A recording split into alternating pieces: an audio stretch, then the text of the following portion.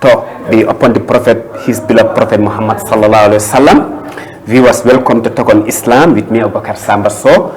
Today I'm glad to be joined to host Assistant Associate Professor, His Eminent Dr. Abdul Qadir Silla from the University of the Gambia and a lecturer at Al Ihsan University. Doctor, welcome to the program. Bismillah ar-Rahman ar-Rahim. Alhamdulillah. Wassalatu wassalam ala Rasulillahi sallallahu alayhi wa sallam. Assalamu alaikum wa rahmatullahi wa barakatuh. Walaikum salam wa rahmatullahi wa barakatuh.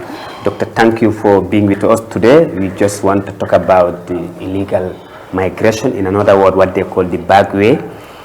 We just start by asking you, what is illegal migration in the concept of Islam, and what is its ruling according to the Sharia? First. Bismillah ar-Rahman ar-Rahim. Alhamdulillah. Wassalatu wassalam ala Rasulillahi sallallahu alayhi wa sallam. Today, Alhamdulillah Rabbil Alameen, in this program, inshallah, we are giving what we want our viewers to know, that today, inshallah, we are talking about a very, very essential and important issue concerning this migration, that is illegal migration. Here, we want to give as a part or as a nasiha, that is to give advice to those who are involved in those things. So, first of all, illegal migration, if you want to talk about it, is that to enter the country without legal papers, that is first of all from that juncture. Yeah. So the illegal migration can be someone who entered the country, for example, slightly because without normal procedures of having legal documents like passport, ID card, and other things, or to enter the country without visas. That is where the visa should be applied, and you have a way to go around and to oversmart or to go outside the procedures of, or normal procedures of that.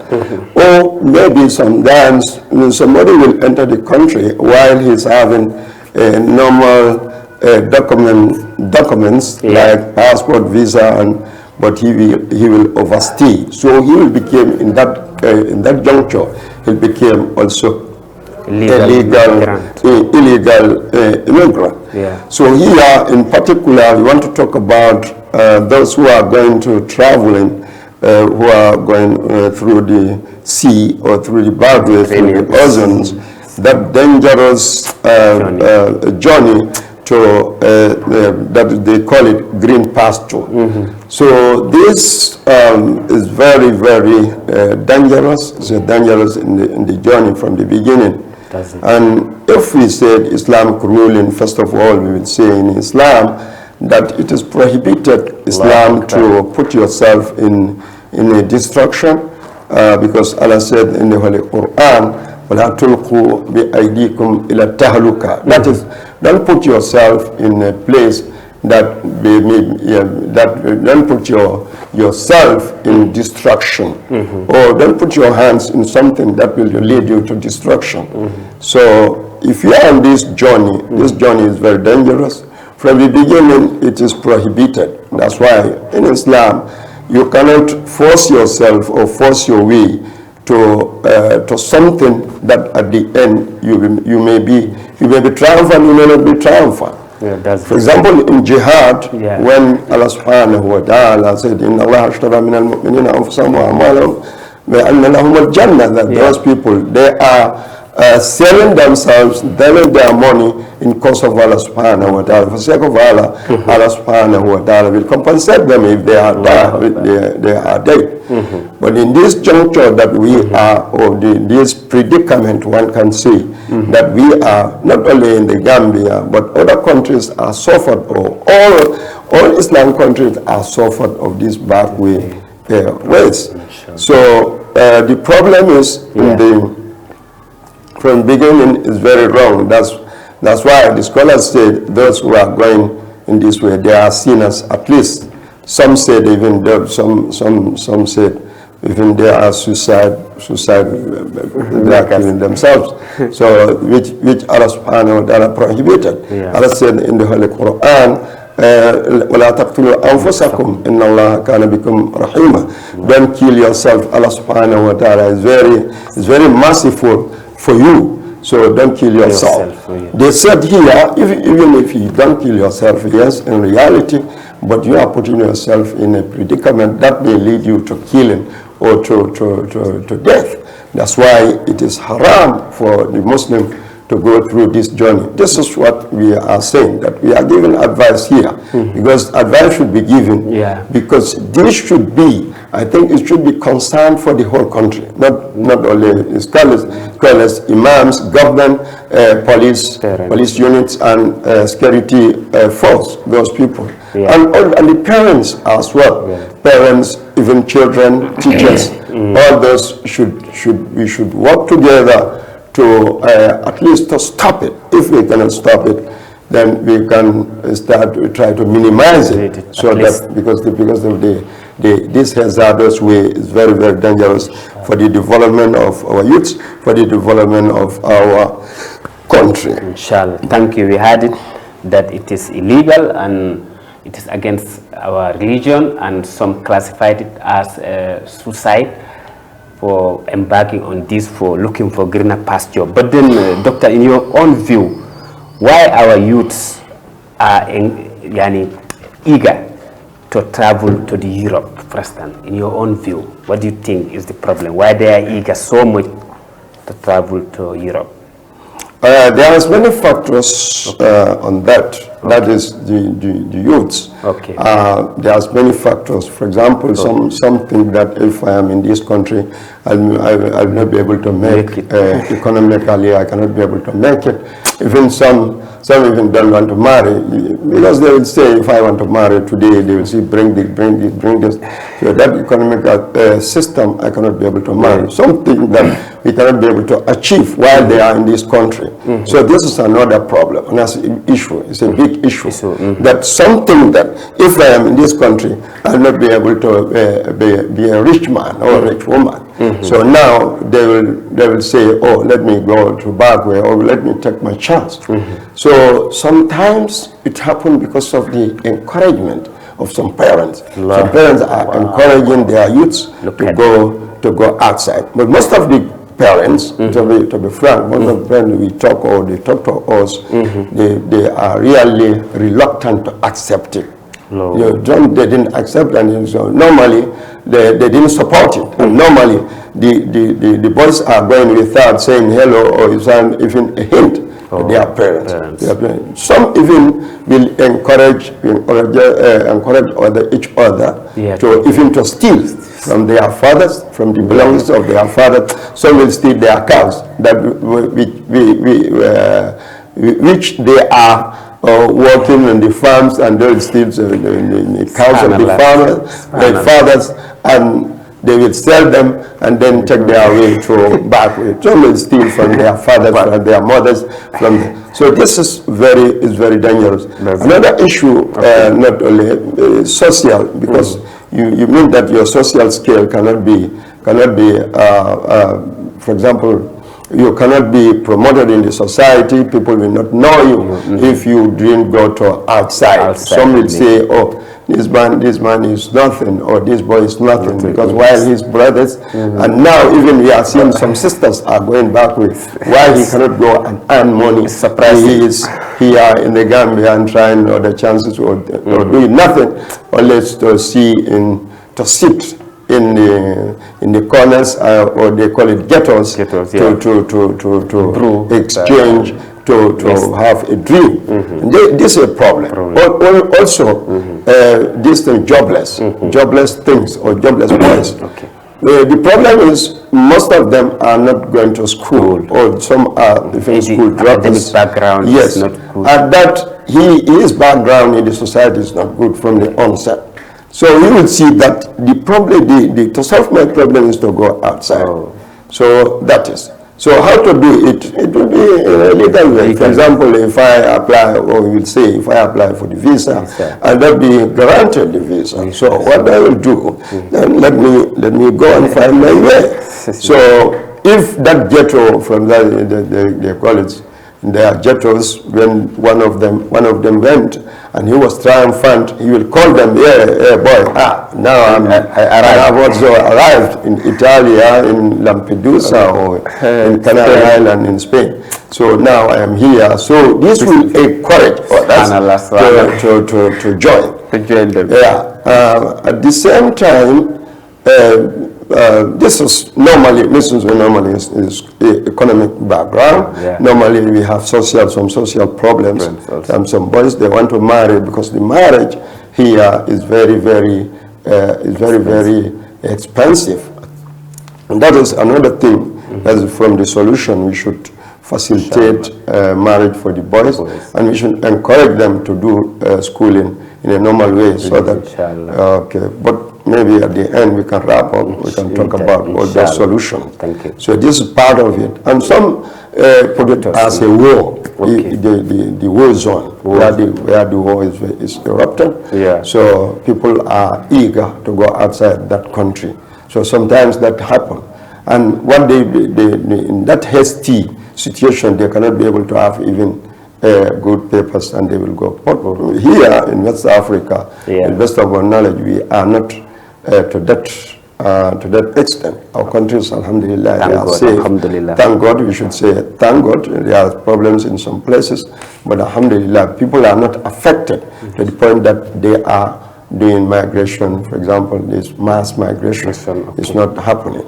So what we will do, we can have a solution. I think the government should have its side, and also the parents, and also the society, and also the educators and our schools should do their endeavor, and universities should do their endeavor just to minimize or to stop. If we cannot be able to stop it, we should minimize this thing, because of the destruction. And when we are going, for example, back where you will face many dangers. Yeah. That's it, inshallah. Thank you, Doctor. Now, can poverty justify this illegal migration in the Islamic perspective, for instance? Can the poverty justify this illegal migration? Because many of them will tell you, oh, I'm going because my economic background is so bad, so I'm the guy who will able to salvage my family first. In the Islamic view, can the poverty justify this illegal migration first? No. For example, as we said, that there's nothing that can justify this backways. Islamically, not socially, not economically, not poverty, not parents, not because of society, not education. Yes. Nothing can compel a man to go to where his destruction is there. No, nothing. Islam didn't say. I said, for example, in terms of jihad. Yes. And that Allah subhanahu, because you know that you are going to fight him. Either you kill or you will be killed. Or you are triumphant and you come back. So this because Allah has already said that these people who are going, they sell themselves to Allah subhanahu wa ta'ala. In that background, Islamically it's accepted. Even if you are sure, or you are not 100% sure, or you are not 100% sure that if it's that jihad, these people will kill me. So but that cannot hinder you from doing it, because you don't know what Allah will do. That is هل تربصون بنا إلا إحدى الحسنيين. That one of the things that will find. Either we are triumphant upon you, or we, for example, we are triumphant upon you, or we are killed and we will have shahada. So in that juncture, it's not a problem. But for us, poverty cannot force us to do things that are our destruction. I had a news that I think 1 week ago, that one of them is I don't know in which countries, in Malta or Italia, is talking about when in one of the FMs, he's talking that now in Europe is very, very cold.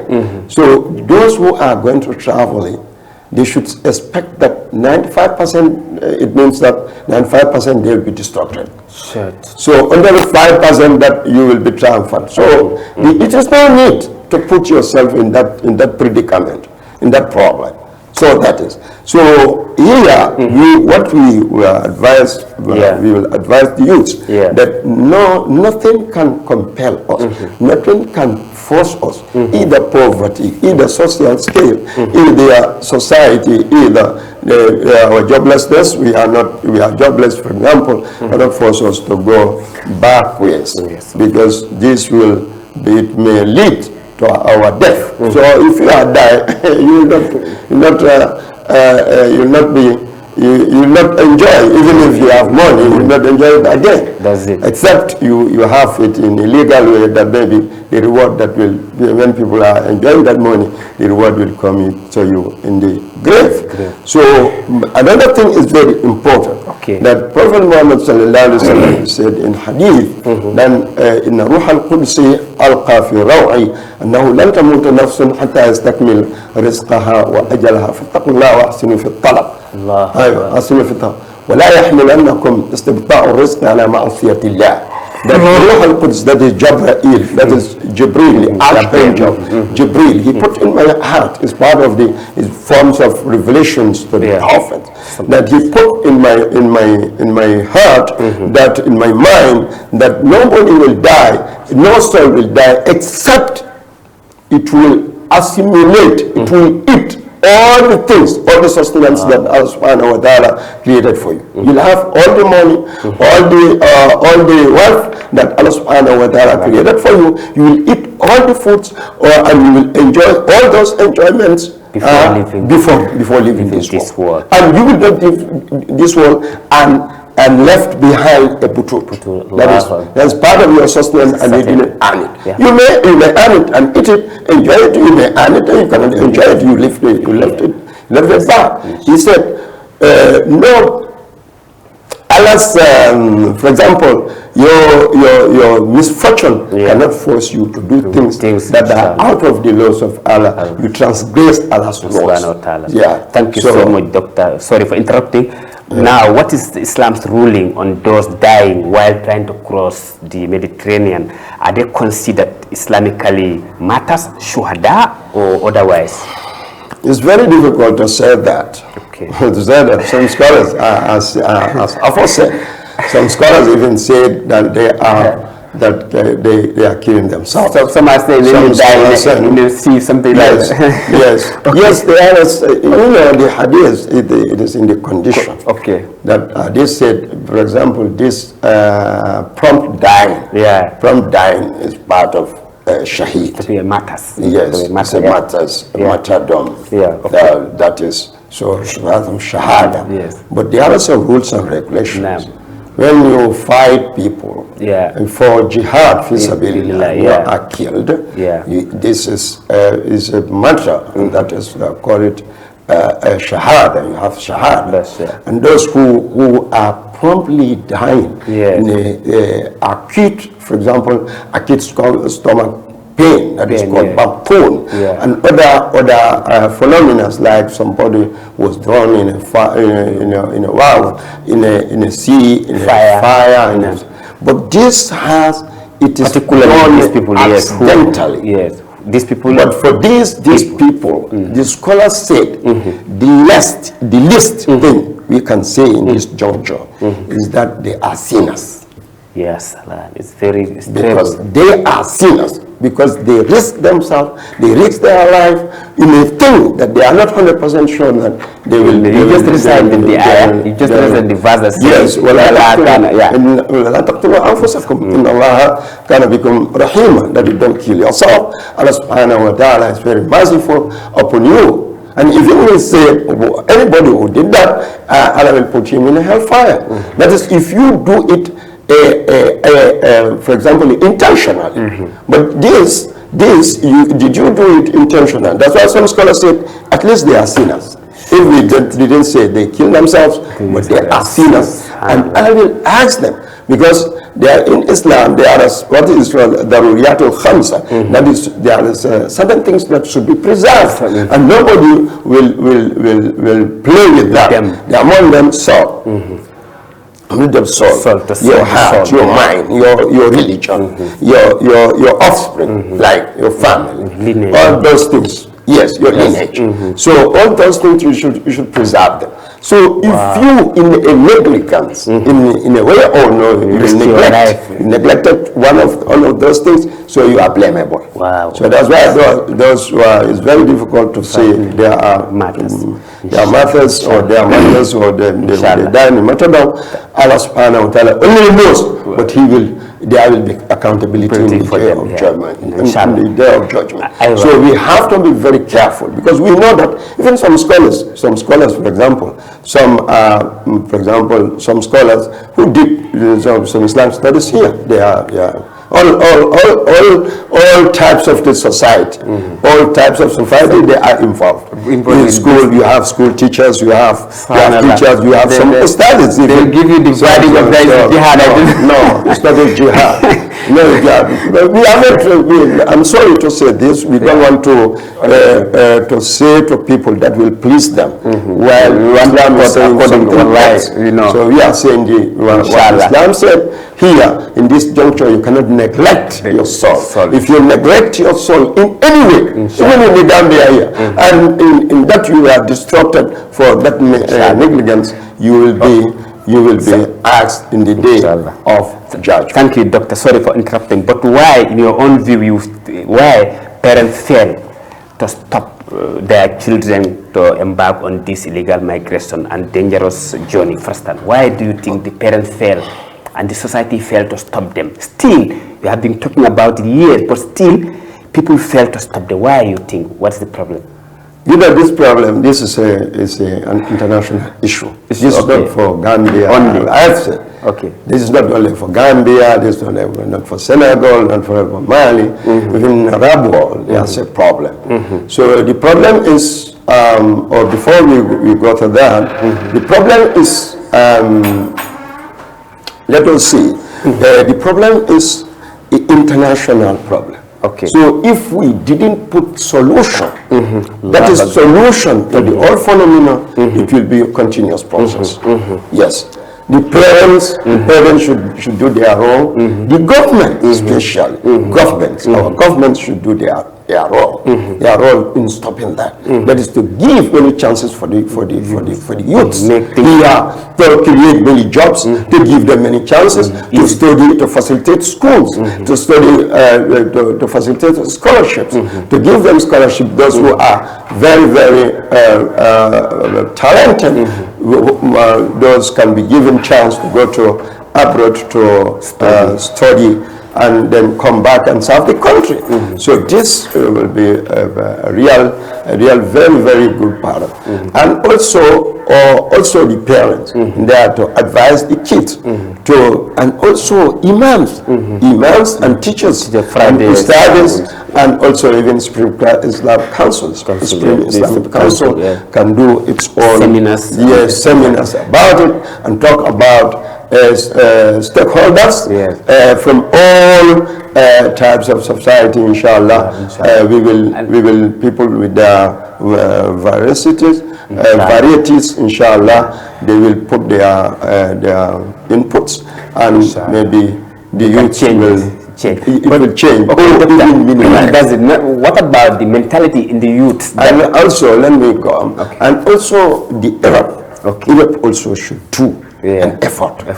Yes, an effort for Africa, for the youth, for the development of Africa, to make Africa maybe, and our governments, better payment, and also the salaries can be increased by the governments and the private sectors. Keep them so here. That will keep our youths here. The mentality in the youths, because they used to tell they have the mentality already in no way I can make it here. This is in the mentality of the youth first, and I think this side is important also. Yes, that is through the seminars, through our lessons, through our khutbahs, through our advice. We can we can be able to change the mindset of the youth. They think that if I am here, as far as I am here, I'll not be because he will start to name his co-mates in the same village, in the same town, and say, for example, I was with this boy, and now he's in Germany. I was with this boy, with this in Spain, and the other one is in Britain. So just look, he's now building, and I have nothing, and I have to go. So to change the mentality, and also schools, we should erect schools. For example, we should construct schools that will be based on vocational training. We should train them in carpentry, train them in welding, train them in engineering and other things, so that if they don't have, they are not employed by private sectors, by government, they can be employed, they can create a job for themselves. So that will change our situation. Thank you so much. And also for those who are taking them by these agents. These agents, they are killers. Is what Islamically they say, these are killers. So even in Islamic State, they should be capital punished. Capital punishment for those. And we should put in a law that is a very strict law, either to jail them for a long time, maybe for life in jail, because they are killing. They are killers. They are killers. Because they put people in a boat that cannot take, for example, 50. They put their 120, 300, even 300. And they know that these are very... There's no way there's no way that they can be able to cross. And it is West Africa, Doctor. We just had the news that people nowadays join enter the boat from the Gambia here. I don't know, it's Gunjur or elsewhere. West Africa, I think Gambia is... No, Gambia, many villages, now they are crossing. Many villages now, there is a crossing point. So, I don't want to name the villages, but I know. Come on. I guarantee. Okay, we go. Okay, Doctor, because it is very rampant in news that these coastal cities or coastal villages are joining, but from Gambia here. And some boats even reach, and some are now still now they didn't see them. Sorry for interrupting. Before we go, we have about 4 minutes. But what would it take us, Doctor, to stop this illegal migration first? What would it take us? Yes, this is what I'm talking to have good environment. Without good environment for education, good environment for society, good environment for youths to have, those who didn't have job to create jobs for them, we will see this migration, because most of the cases is economic. So if the youth see that they can be able to make it in the Gambia, yes, they can make it. Let us even have this small microfinance business for them. Let's Hukuma or the government support the youths. We have youth councils, you have youth government, you have youth councils that can help youths to take them out of this. If we didn't mean even only boys, girls. Now we are seeing girls, small kids. And they want to travel. They are traveling with small. I know a girl. She's now in Spain. I know a girl. She's now in Spain. She called them. I will not call her name, but then she called in the Gambia saying, "Now I'm in Spain." Yeah. So this is another problem is for this legal migration. It's not that if you go today, tomorrow you'll be a millionaire. No. You'll stay there. Maybe you'll have a paper. They'll grant you a paper. Maybe you'll not have a paper. And if you don't have a paper, they will return you back to your country. And it is happening. And many boys are now. Our government and other governments, they have an agreement on that with the European Union, with the European governments. Then those who are not, they didn't give them asylum. Maybe they stay there maybe for 4 years, 5 years, 6 years, and they will return them back. So this is very, very serious. And you have already, for example, before you pay $100,000, $200,000. I heard that some are migrants, some are paying $400,000. $400,000 is to go backwards. So before you put all that money in one joint, put it in business. Business here, you'll Start business. We knew that the examples like our neighboring countries, some are coming here, making it here with no one butut. They will start to to go around. They will start Srasin. So they will start from that. They will gather money and they are small. They are small. This thing. Yes, they are buying Guru and bitter cola and all that. They became big men. So at the end, you will see him have a small canteen, and at the end, he will have a big shop, and then you are going, but I don't know this man. What is their secret? What is his secret? So you arrogant, we nothing secret. So we don't believe. Inshallah, the time is to doctor your general advice and sincere advice to the parents and the general public before we wrap up this program, inshallah. About 10 seconds, inshallah. Yeah, my advice is to let us work together. Inshallah. Let us try to be one family, one nation, one unity, and so that our country can be prosper. And Allah subhanahu wa ta'ala, you should know that Allah said, we created you inna khalaqnakum min dhakarin wa untha wa ja'alnakum shu'uban wa qabaila lita'arafu, that I created you from one player, man, from a man and woman, and made you to nations and clans, so that you can know each other. So if we know each other, we can be able to cooperate, and we can be able to cooperate. We can help each other to be triumphant in this world, and we can worship Allah subhanahu wa ta'ala, as Allah said, that I created you to worship me alone. Inshallah. Thank you.